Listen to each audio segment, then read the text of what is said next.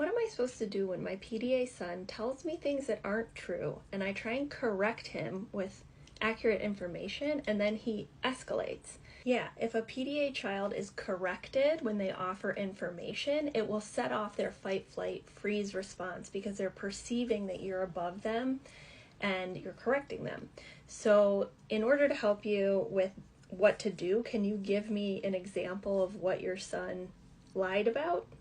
Yeah, for example, he came home from school and said, next week we're going to the theater for our field trip.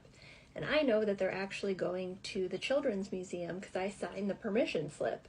So if I don't correct him, I feel like I'm allowing him to lie. So in this particular example, I might say, oh, I didn't know that, and get into the energy of diffusion rather than correction. And the reason this is important is because often as parents, we try and teach and correct in the moment when it's actually causing so much activation that they're in their survival brain and can't think. So by saying like, oh, I didn't know that, you're allowing them to be right and equal to or above you.